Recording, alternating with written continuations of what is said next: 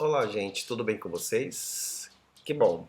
Hoje, na nossa série, nós vamos falar e conversar um pouco sobre o transtorno de estresse pós-traumático. O que vem a ser esse transtorno, como ele acontece, o que ele causa na vida das pessoas. Então, por esse motivo, aguenta um pouquinho aí, vamos para a vinheta e em seguida a gente vai falar um pouquinho sobre esse transtorno. Espera um pouquinho aí.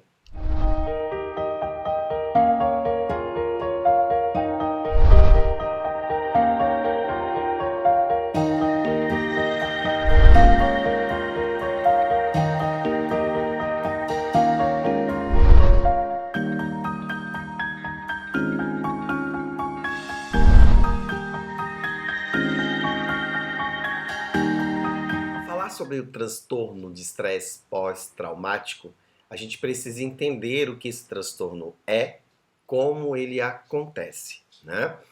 Esse transtorno, ele tem aí, acontece, ele se faz presente e pode se fazer presente na vida de qualquer indivíduo quando essa pessoa ela tem uma exposição a um acontecimento que é traumático, durante o qual ele sente medo, desespero ou horror. Normalmente, a pessoa, né, a vítima desse transtorno, desses episódios, né, que a gente pode classificar aqui, seja ele de medo, desespero ou horror, ele experimenta um acontecimento e outra vez, por meio de lembranças, pesadelos, e ele vai ter essas recordações elas acontecem aí de forma repentina, né? Que leva essa pessoa a reviver fatos como se fosse um grande flashback, né? E essas pessoas elas evitam qualquer movimento, ação local que recorde o trauma, né? Elas vão demonstrar aí, vocês vão perceber que elas demonstram uma restrição e entorpecimento na responsividade emocional, ou seja, elas não conseguem responder do lado emotivo, né? Elas são incapazes, muitas vezes, de lembrar certos aspectos do acontecimento. Então, se a pessoa for perguntar, um reconhecimento se torna um pouco difícil delas conseguirem ter uma clareza.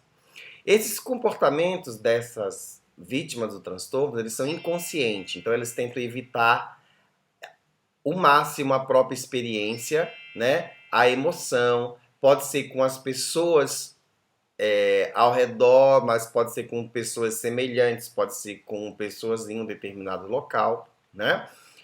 Isso tudo, gente, não é porque ela quer, isso acontece em virtude das emoções intensas que elas vivem e elas trocam a partir da experiência do trauma, né? A partir da lembrança do trauma. Então, por fim, também a gente pode dizer que essas vítimas, elas são o tempo inteiro estimuladas em excesso e pode acontecer isso de maneira também crônica, não apenas, né, agravadas, mas crônicas. Então, elas ficam alarmadas com facilidade e se irritam aí de forma muito rápida, tá? Segundo o DSM-5, a gente tem alguns sinais de como identificar isso em nós e até mesmo auxiliar aí os profissionais da área para identificar uma pessoa com esse tipo de transtorno. Primeira base delas é que a pessoa, ela fica, o DSM diz que a pessoa ela foi exposta a um evento traumático.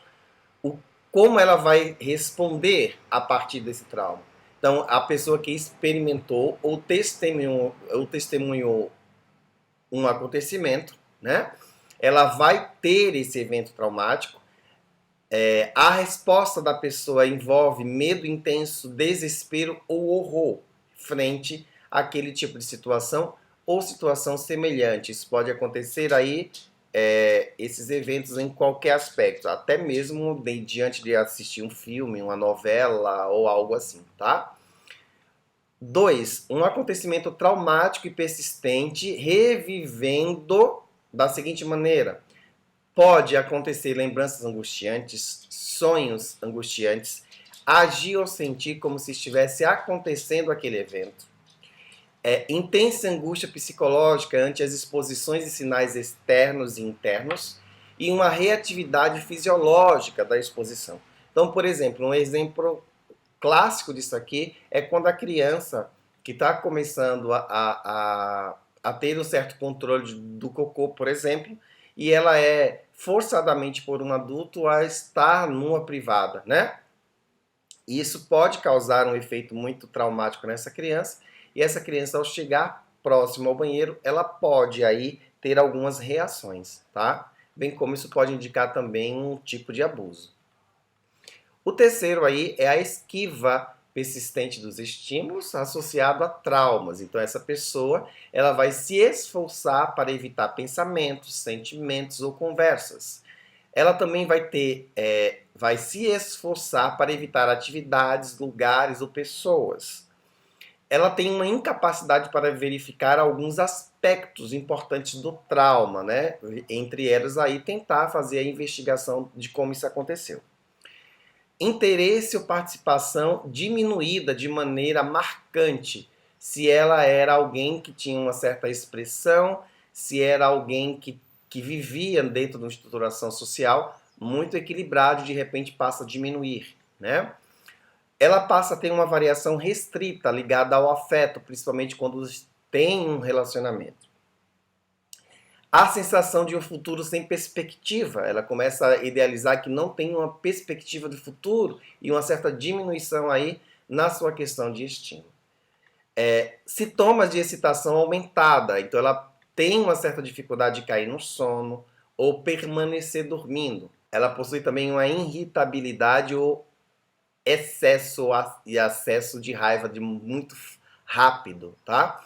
Tem dificuldade de concentração, tem uma hipervigilância e resposta de susto de forma muito exagerada diante de um susto, né? A duração dessas perturbações, elas duram mais de um mês, né? Elas duram aí muito mais do que um mês. A perturbação, neste caso, dessas pessoas causa angústia, uma disfunção clinicamente significativa, principalmente nas áreas sociais, ocupacionais e outras áreas importantes da vida desse indivíduo, né? É importante entender que nós temos aí 2 graus disso. Um grau agudo, que tem uma duração do sintoma que dura aí menor que 3 meses, e um grau crônico, que dura 3 meses ou mais de 3 meses, né?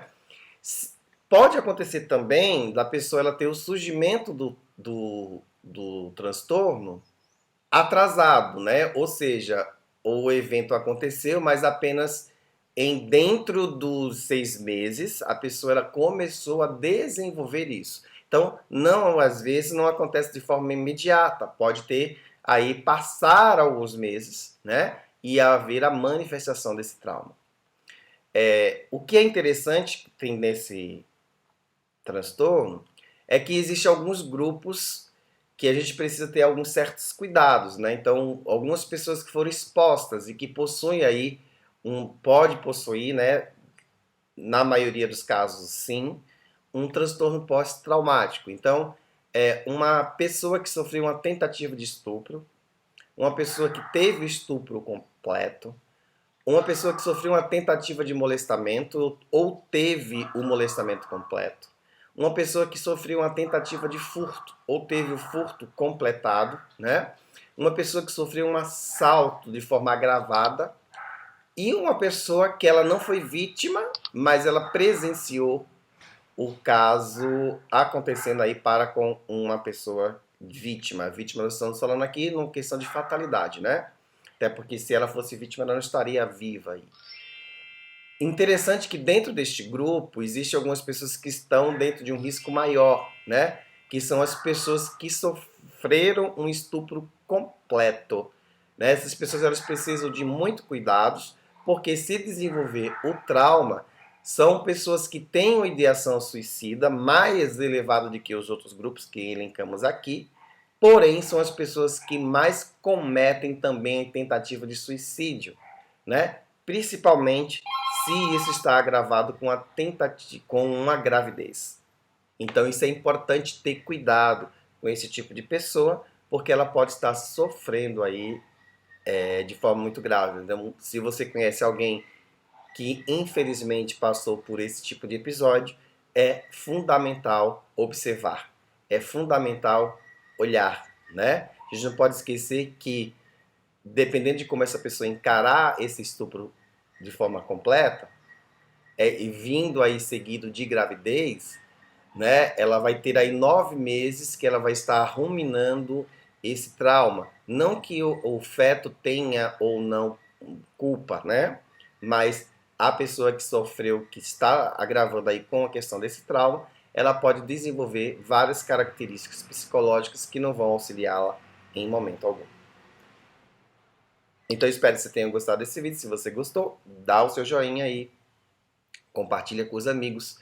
E, além de tudo, se você passou por um efeito pós-traumático que para você foi bem difícil e você quiser compartilhar, coloca aí nos comentários que eu estarei olhando aí para você e aí a gente vai conversando um pouquinho. Então, grande abraço a todos e até aí o nosso próximo encontro.